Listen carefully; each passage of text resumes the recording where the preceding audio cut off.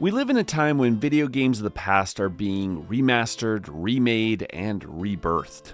Remasters like the Suikoden and Lunar Silver Star story collections, or remakes like Persona 3 Reload and Final Fantasy VII Rebirth. But long before these games came along, there was Wild Arms Alter Code F, a remake, or perhaps remaster, of one of the first RPGs released on the PS1. I'm on a quest to beat and rate every single PlayStation 2 RPG, TRPG, Action RPG, and everything in between. I'll also be giving each game an overall rating and comparing it to the other completed titles. If you want to see my full playthrough, check out my second channel, Low Cloud Dane Gameplay. Now let's get started. Low Cloud Dane.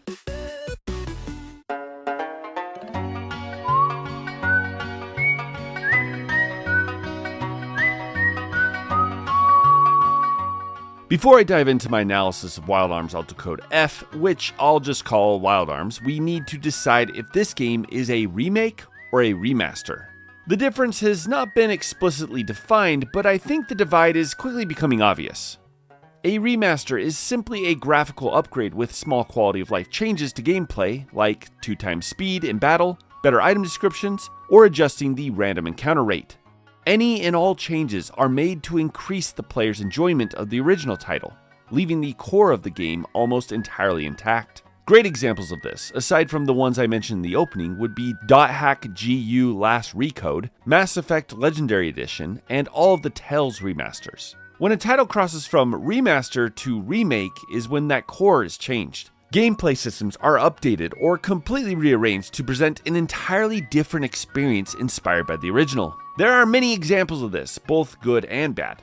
Final Fantasy Remake took the original PS1 title and changed its turn-based battle system to a strategic, action-based system, while adding in dozens of hours of new content, characters, and events. Not just this, but the entire narrative has been completely rehauled into almost some sort of pseudo-sequel. Metroid Zero Mission took the original Metroid for the NES and rewrote the canon of the series. It starts out looking just like its predecessor before veering off into a story of family, AI, and to the betterment of the world, Zero Suit Samus. As you can see, these games obviously retain the charm, world, and feel of the original, but they are essentially completely different games. In between the remasters and remakes are the valley of titles that can't quite commit to either. Titles that changed their battle systems or added in completely new story segments, but stitched them into the original. These games run the risk of alienating both the older fan base while failing to capture any new players. They also range from amazing to absolutely terrible. Some good examples would be the remastered Odin Sphere and Neptunia Reverse. Some bad examples would be Warcraft 3 Reforged and Majora's Mask 3D. Now, I know that was a lot to finally get to the point of this section, but Wild Arms Alter Code F falls into that uncanny valley of remaster versus remake. If I were being pressed, I'd say it's a remake, as the graphical engine is entirely different and changes were made to both the story and the battle system. But then I see some of the difficulties of the original be retained in excruciating detail and feel that this remake, remaster, whatever it is, just couldn't commit to itself. The most frustrating part is that when you get a glimpse into the complete remake of the original, which comes at the very end of the game, you can see how amazing this could have been. But I think I'm getting ahead of myself. Let's first talk about the journey to beating this title.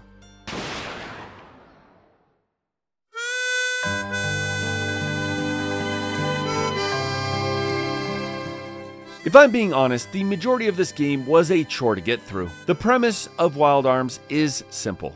Take games like Final Fantasy or Dragon Quest, but throw them into a Wild West type world ripped straight from the pages of Trigun. This is an intriguing premise and a process done by other series like Star Ocean, which is Final Fantasy in space, or Persona, which is Final Fantasy in Japan. The game keeps the core cast small and focused, which I appreciated. The three protagonists you'll play as for 90% of the game are Rudy Roughknight, Cecilia Adelheid, and Jack Van Brace. Rudy, the main protagonist, is unfortunately a silent hero, which I do not like in story-heavy games like this. If you watch my review of SMT Digital Devil Saga, you'll hear my argument for why this is a detriment. It often leaves the story feeling hollow, as the main character has no identifying personality traits, nor an arc for the player to experience. Now, with that being said, I do think Rudy is done better than most. They actually build him out as a character that just doesn't say much, which is fine. Cecilia and Jack are good. They're fun, though the dynamic between the three is never truly tested in any meaningful way. I feel like their companionship is effortlessly built, and the three seem to exist in perfect harmony for most of the game. Though the main cast is milquetoast, it's the additional cast of Wild Arms that won me over. Specifically, the three additional recruitable party members, Emma, Zed, and the absolute best character in the entire game, Calamity Jane. But again, I'm getting ahead of myself.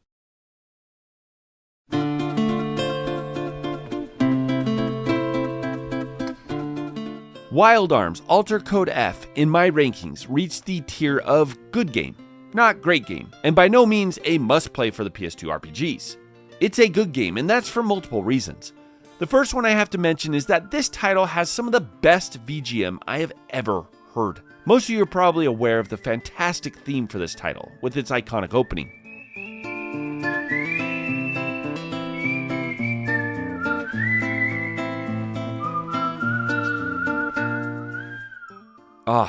The Western style permeates almost every piece of Wild Arms' score, and it is fantastic. From moody piano to knee-bouncing harmonica to incredible whistling tunes.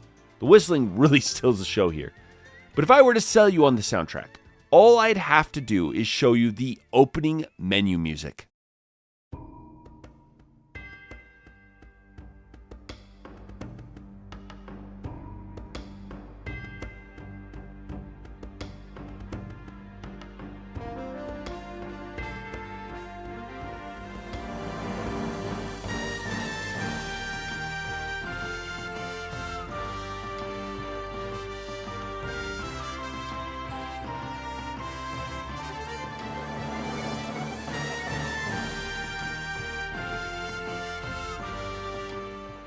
What a masterpiece.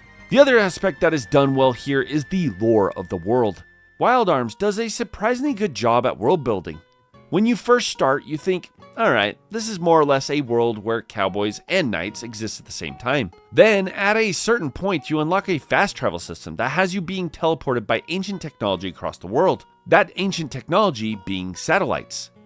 This caught me off guard, and it was at this point that I started paying attention to the little bits of lore scattered about. Filgaia is a shattered world. A world where the people are simply trying to pick up the pieces after a war with the demons. After progressing through the story, you find that these demons aren't denizens of hell, but the children of an alien named Mother that crashed on the planet long ago. The plot of the story is amplified by those that take a moment to read through the ancient texts explaining the lore. Or hell, just to those who are paying attention. It's a fantastic world, and beating this title made me excited to explore Wild Arms 3, 4, and 5 as well. So, where does this leave us? I've explained a bit of what I liked, but what landed this title in the good game range and not the great game range?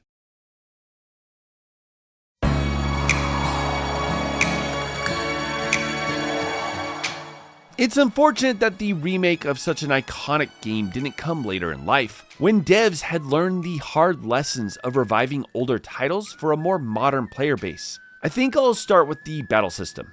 This is about as traditional a turn-based game as they come. You have your normal attack, defense, and skills, but unlike most other RPGs, you have almost no customization of your characters. Rudy has his arm, an ancient technology that comes with different shells. These shells have different effects like higher accuracy against flying enemies or an AoE effect, but all of them are DPS focused. Rudy has no support abilities. Jack is more or less a lesser Rudy. He's another damage-focused character with a small MP pool and limited skills. Cecilia is easily the most useful party member of the original trio. She has the magic abilities for both attack and defense, including the important defense debuff spell used for most boss battles.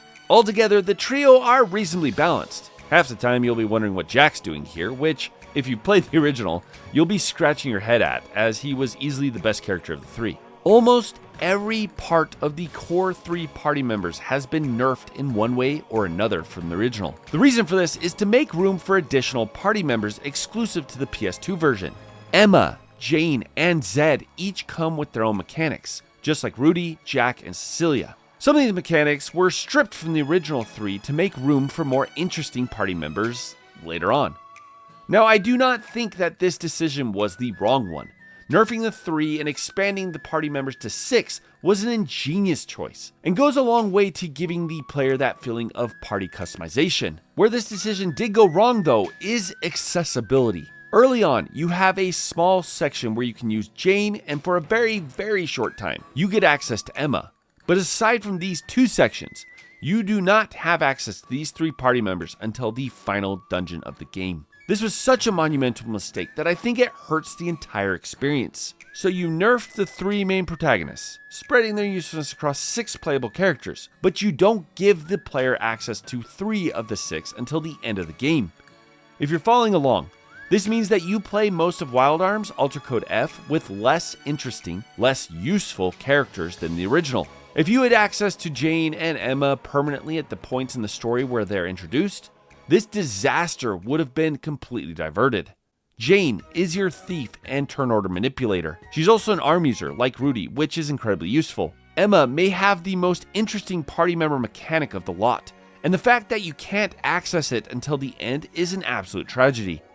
Emma is a blue mage capable of scanning the enemy and learning their skills. She has a massive list of learnable abilities, and for 90% of the game, you can't even use her. It was so hard playing through this title knowing that if I had been given access to Jane and Emma earlier in the game, my entire experience would have been better.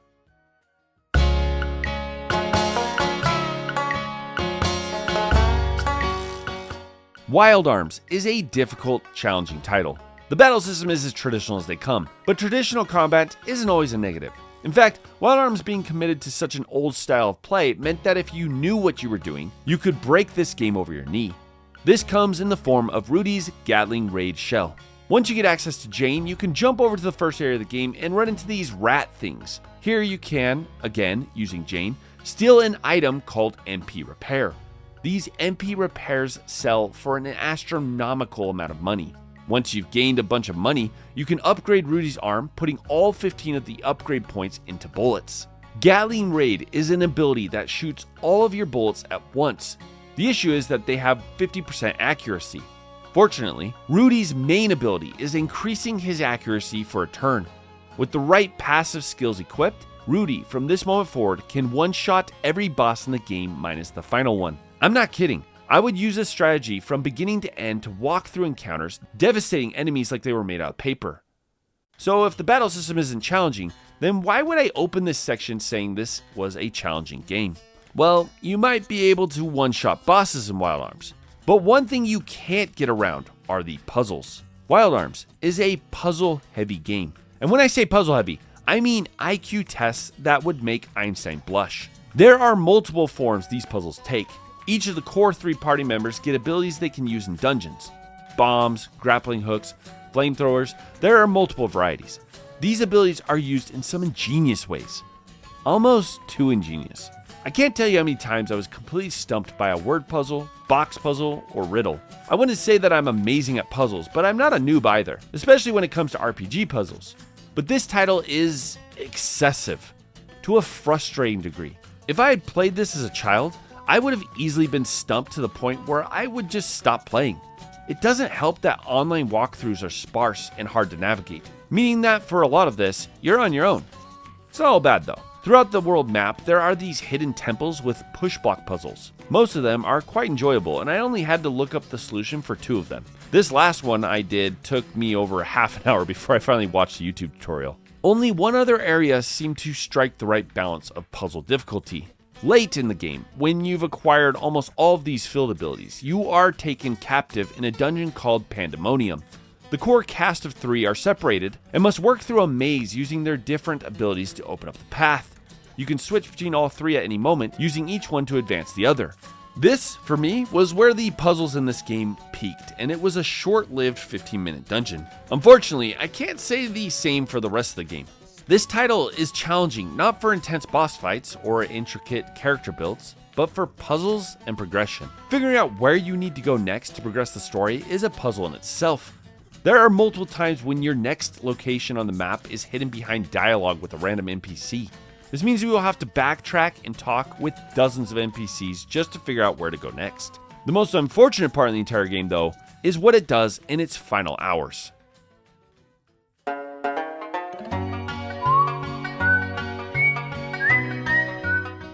Once you've unlocked the final dungeon, Cod Dingle, Wild Arms gives you permission to really jump into the meat of it, including the content unique to this remake.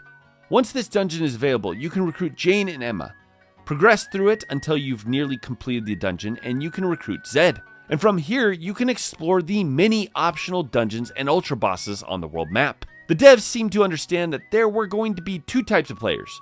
Those who want to stick to the story, which means that once you've reached around level 50 and have been paying attention, you shouldn't have too much of a struggle.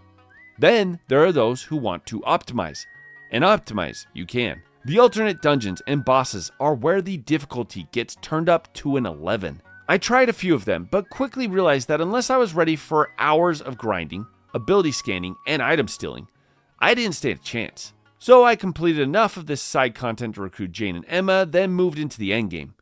But this held another surprise for me as well. I've never seen this replicated, but it is such an ingenious mechanic.